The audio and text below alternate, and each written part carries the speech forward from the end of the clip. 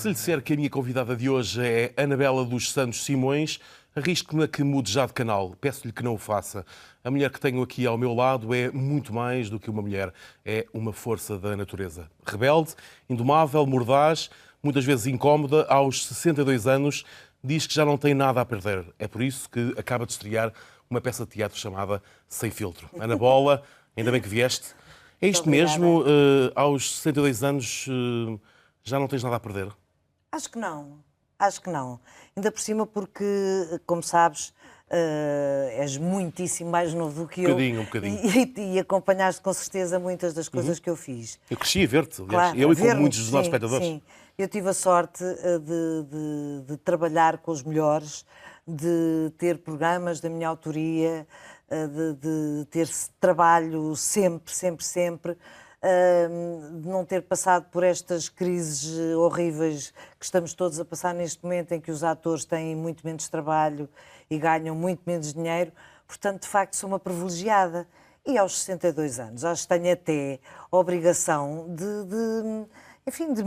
me impor e de me indignar algumas És uma coisas. espécie de grilo de consciência, o grilo falante da classe. Não pretendo, não pretendo de maneira nenhuma. Mas acho que alguém tem que dizer qualquer coisa quando as coisas não estão bem. E também percebo que os meus colegas mais novos, e que de facto têm as casas para pagar e os filhos para alimentar e as escolas e não sei o quê, tenham muitas vezes que aceitar condições menos boas e às vezes até muito más para trabalhar. Não quer dizer que eu não tenha que as aceitar, também as aceito. Tens as rendas para pagar. Só que refilo e aceito, mas refilo e tento... Mas sempre foste muito refilona. Não. Isso é um mito urbano. É um mito urbano. É um mito urbano. Foste apurando com a idade. Eu não sou muito refilona. Eu detesto injustiça, detesto.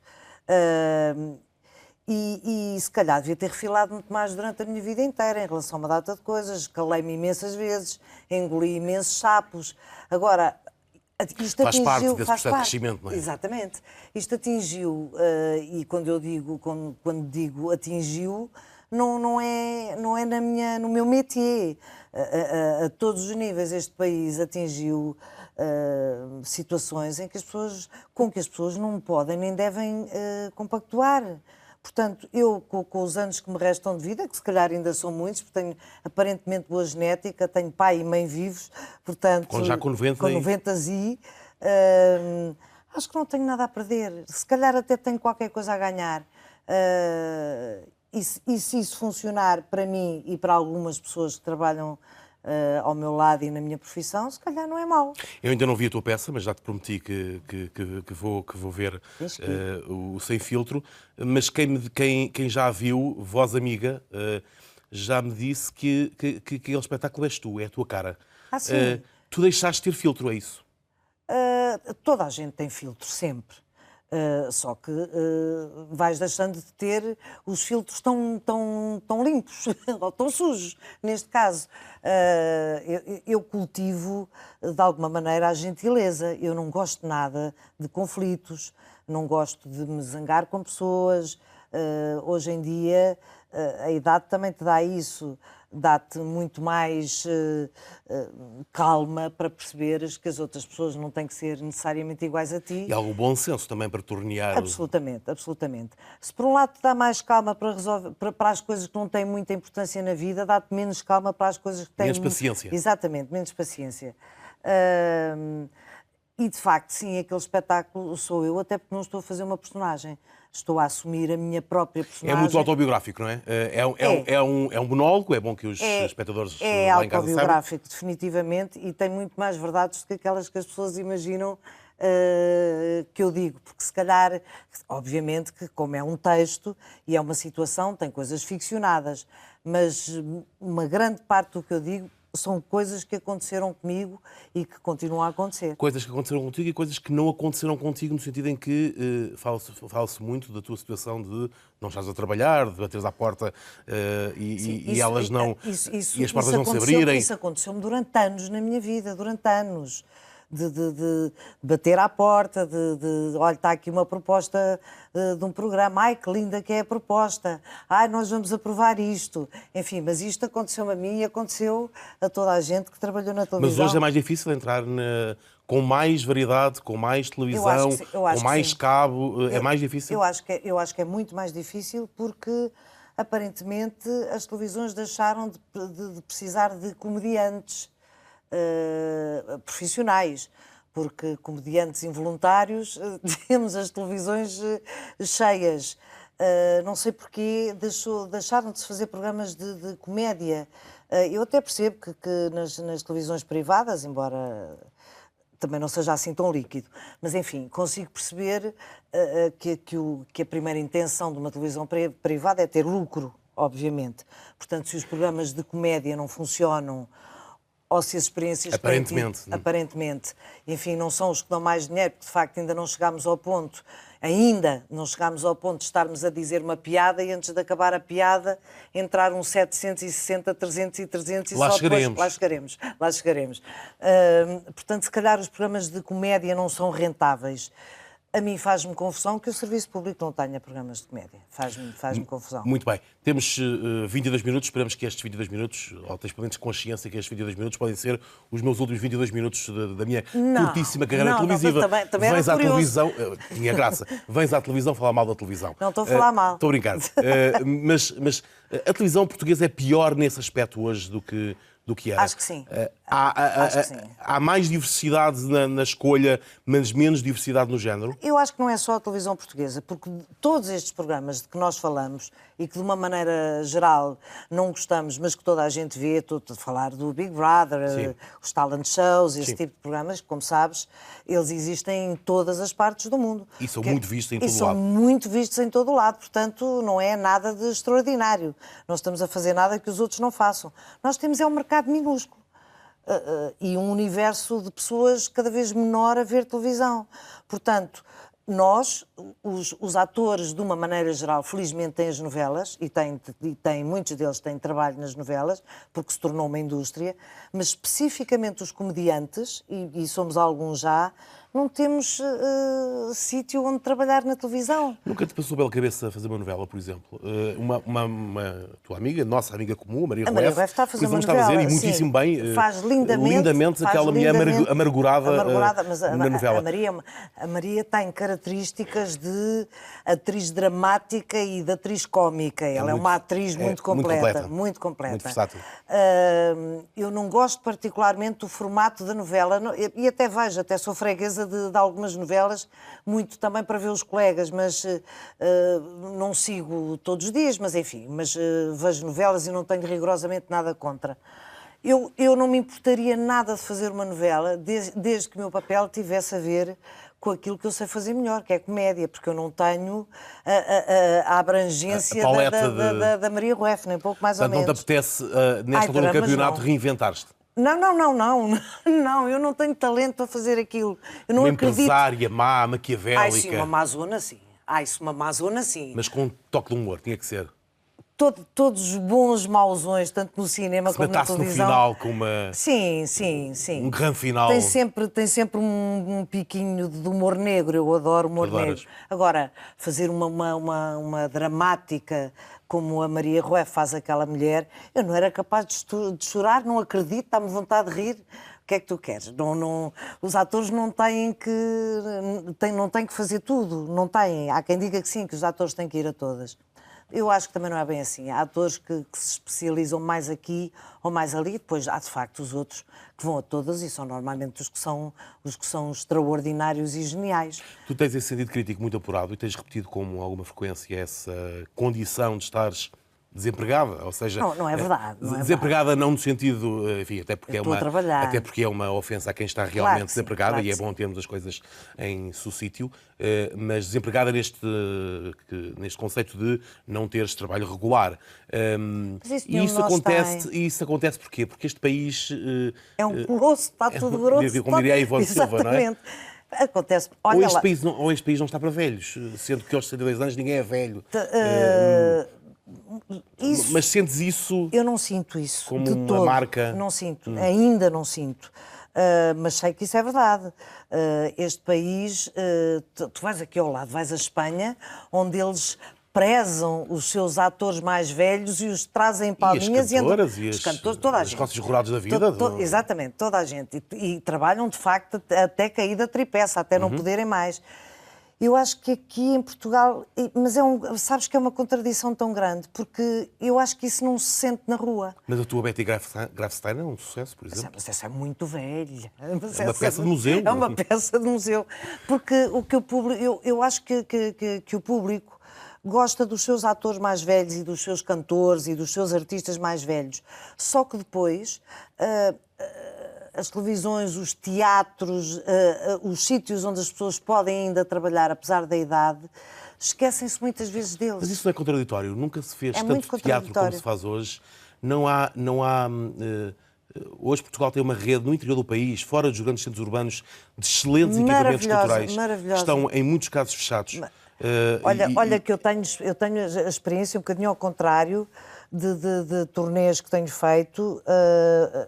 Há, de facto, como tu dizes, auditórios excelentes, muito bem equipados. Como nunca houve. Como nunca houve. As pessoas de Lisboa e do Porto nem sonham a quantidade de auditórios que há por aí fora, que enchem, me esgotam de cada vez que acontece alguma coisa. Alguns deles têm programadores, têm diretores e programadores e fazem uma programação regular. E isso faz toda a diferença. Faz toda a diferença. Mas, de facto, muitos estão muito à espera do que vem das urbes. Da metrópole. Da metrópole, exatamente.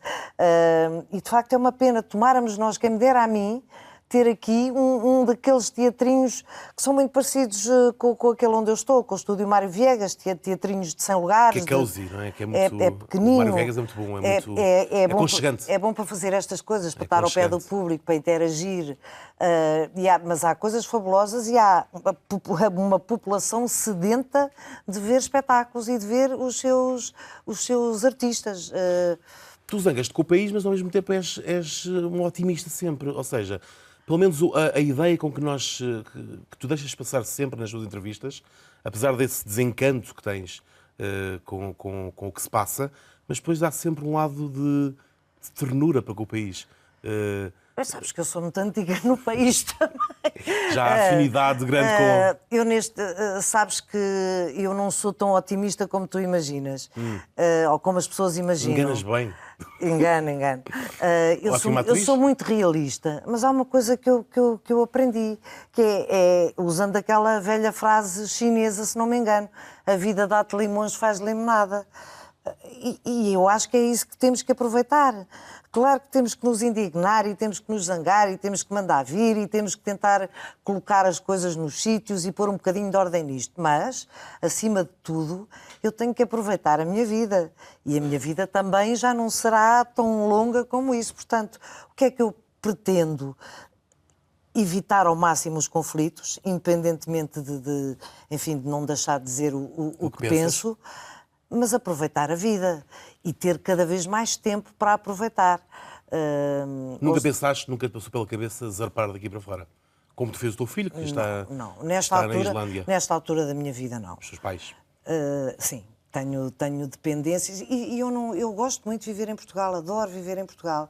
Custa-me muito olhar à volta, sim, mas vamos lá ver uma coisa.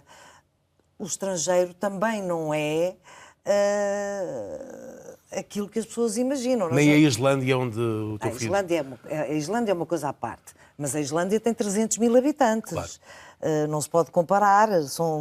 É um povo... Eles são os sulistas do Norte, são os bem dispostos, incríveis, e são 300 mil, de facto, num país maior que o nosso. Reykjavik é do tamanho de Sintra. Portanto, é uma coisa, ainda por cima, sendo eles civilizados como são, é um sítio onde se vive facilmente. A única coisa complicada é o clima. Sim. Também não é tão complicada, não está tanto frio como as pessoas imaginam. Nem é sempre noite. Como... Durante o inverno é sempre noite e durante o verão é sempre dia. Eu estive a beber um copo à porta de um bar à meia-noite com um sol que tu não imaginas. Mas, enfim, entre estar em Portugal, como era o caso do meu filho Tiago, entre estar em Portugal cheio de dificuldades, não ter já dinheiro para pagar escolas de crianças e casas, etc., e ser feliz num país com mais frio. Vamos a isto, não é? Estou a ver. Custou-me horrores, partir. horrores, horrores. E a minha neta também foi, a minha neta já tem 14 anos. Mas foram há 2 anos. Foram há 2 anos. Eu já lá fui 2 vezes. Mas está-me a acontecer uma coisa estranhíssima que eu não sabia que me iria acontecer. Eu achei que ia ter muito mais saudades da minha neta, por ser uma criança e por estar muito próxima dela, do que do meu filho. E neste momento tenho saudades horrorosas do meu filho. Deve ser uma coisa mesmo de... Mas matam saudades pelo Skype. Claro que sim, claro que sim. Tu há 2 anos não mexias no computador. A necessidade aguçou engenho. Eu lembro-me numa entrevista em que tu dizias que era o Zé Nabo, o teu marido, claro, que me passava aos fazia tastos, tudo. até há muito pouco tempo. Portanto, a necessidade aguça mesmo o engenho. Absolutamente. É a única vantagem desta crise. É aguçar engenhos. E nós Mas és super profissional neste momento. O mais que possas imaginar. Portanto, se eu tiver um problema no meu computador, tu vais lá arranjar-me. Também não é assim. Não é um helpdesk, não. Ainda ontem pus um post porque carreguei não sei onde e aquilo ficou-me com as letras deste tamanho e eu tive que perguntar onde é que se encolhiam as letras. Não. Eu sou é mandar bocas. É mais isso. Mas teve esta vantagem, portanto já és capaz de... Sim, e devo dizer-te que é uma ferramenta inacreditável. E deve ter sido um descanso para o teu marido. O meu marido, coitadinho, é um santo. E ele até gostava de me passar os textos. Pelo menos ele dizia que sim. Eu acho que era por piedade que ele dizia. Eu também acho que sim. É amor? É amor, é amor. Já lá vamos. As pessoas... precisam de rir por causa desta crise? Ou isto já não vai lá com gargalhadas? Precisam. Aliás, como sabes, as grandes comédias, os grandes acontecimentos de comédia aconteceram sempre em tempos muito conturbados, justamente porque as pessoas precisam de rir. Porque, de facto, rir não vai resolver a crise. Mas pode resolver alguns estados de ansiedade ou de angústia de algumas pessoas durante umas horas ou até uns dias. Portanto, é uma certa alienação. Eu não direi alienação, mas é quase terapia. O riso é uma terapia e pode ser uma terapia. Até porque depois, quimicamente, está provado que tu libertas assim uma série de hormonas, as tais endorfinas e não sei o quê, que têm uma função... O Mílor Fernandes é que dizia que o humor é fazer cócegas à inteligência. E é mesmo. O humor é fazer cócegas à inteligência, é mesmo isso. E, de facto, em alturas de crise, as pessoas podem estar, e estão com certeza, mais preocupadas e perturbadas com a situação, mas eu acredito que, apesar de tudo, se estiverem ali uma hora e tal a rir e depois ainda forem para casa a pensar: o que é que, olha, tu viste, lembras-te do que é que ela disse e o que a gente se riu com aquilo, ou que nos rimos com estes ou com os outros que estão a fazer outra peça. Apesar de tudo, acho que ajuda a ultrapassar os tempos difíceis. Tens tido as salas cheias, de resto é uma coisa habitual em ti, já quando fizeste a tua parceria, o teu corner com a Maria Rueff, a Denise Magalhães, também tiveste sempre as salas, cheias. Sim. Como é que é agora fazer um monólogo? É diferente? É outra coisa. É muito mais difícil, presumo, não há deixas? É muito mais difícil, sim. Mas, de qualquer maneira, eu acho que é assim. Era uma coisa que eu queria fazer, porque fazer um monólogo faz parte quase... Já há 3 ou 4 anos falavas deste monólogo. Sim. Faz parte quase da vida de um ator. Qualquer ator que eu conheço, em determinada altura da vida, decidiu fazer um monólogo, ou uma coisa dramática, ou outra coisa, o que fosse. Não é o meu caso. O Joaquim Monchique... O Joaquim já fez 2 monólogos. E ficava muito bem. louco no final. Dificílimo. Então, o Paranormal era uma coisa... Eu, quando vi o Paranormal, dei-lhe os parabéns, não só pela excelência do desempenho, 40 personagens. mas pela capacidade de fazer aquilo. Eu acho aquilo uma coisa impensável. É uma loucura. Portanto, o monólogo é um grande desafio para um ator. Obviamente que eu prefiro ter contracena. Então, na comédia, ter contracena é quase fundamental. Nós sentimos isso em grupo quando estamos com amigos, não é? Até num jantar em que tu estás a dizer piadas, vais dizer piadas se tiveres os olhinhos ali a rir e olhar para ti. Senão não faz muito sentido. Este a mim faz-me sentido por ser eu. E por ser quase uma catarse, enfim, isto não é, mas enfim, podemos usar a palavra, por ser quase uma catarse exagerada das coisas que estão a acontecer e que me acontecem, nomeadamente na minha vida familiar. Eu tenho pai e mãe, o meu pai com 94, a minha mãe com 90, um sogro com 91 e uma sogra com 89. e eu e o meu marido somos filhos únicos. Imagina o que é que isto quer dizer. Portanto, no meu espetáculo eu falo também disso, de uma forma divertida, porque as pessoas riem-se, mas não deixa de não ser a realidade. E a realidade é dura. É uma alegria, por um lado, de facto, ter pais e sogros vivos, não é? Claro. É maravilhoso. Mas a loucura em que isso resulta é uma coisa do outro mundo. Essa gargalhada que tu ouves do princípio ao fim do teu espetáculo é apaziguadora? É. A comédia, embora haja vários tipos de comédia, há comédia em que tu sorris, não tens que estar a rir à gargalhada, há atores especializados nisso, e há outro tipo de comédia em que nem sequer te ris, se calhar até podes ficar ali a pensar, mas coisa tão amarga é esta, não deixando de ser comédia. Eu, se não tenho o feedback da gargalhada, estou tramada. Portanto... E tu riste de quê? O que é que te faz rir? Não é seguramente a tua reforma, quando pensas no, Não. Quando pensas no que vai ser ela daqui a uns anos? Não, isso não é seguramente a minha reforma. Até porque já fizeste as contas. Já fiz, já mandei fazer as contas. Não foram difíceis também. Não, davam 345 loucos euros, portanto... Já sabes o que é que vais dizer com eles? É uma loucura. Não sei, se calhar investir, agora já nem posso investir no BES, portanto não sei o que é que vou fazer. Sim, estamos a brincar, evidentemente, com o devido respeito, porque há seguramente gente que tem reformas com muito menos do que isso. Mas essa reforma reflete também, é comum a uma certa geração de atores, e durante muitos anos, de facto... E não só. Aqui não podemos temos que generalizar, porque as reformas em Portugal são miseráveis. Eu não sei como é que há pessoas que conseguem sobreviver muito mal, mas são miseráveis. Não há direito que as pessoas mais velhas tenham que viver, que tenham que sobreviver, subsistir, porque uma reforma de 200 e tal euros, 300 euros, não dá para viver. Como é que se vive com 300 euros? Ninguém consegue viver. Felizmente, no caso dos atores, há uma enorme vantagem, é que se tivermos saúde, podemos trabalhar para o resto da vida. Eu posso trabalhar até aos 90. Ajuda-me. Joan, aquela americana que morreu há pouco tempo, com 80 e tal anos. Isto é tramado, em televisão é tramado. É tramado. Não podemos cortar. Já nos lembramos. Provavelmente no final do programa. Sim, essa mulher sim, esteve até ao fim. Até aos 80 e tal anos, e não era com certeza por precisar de dinheiro, que é americana, fez toda a vida imensas séries, seria com certeza milionária. Portanto, apesar de tudo, os atores têm essa vantagem de poder trabalhar até ao fim, mais até do que os cantores.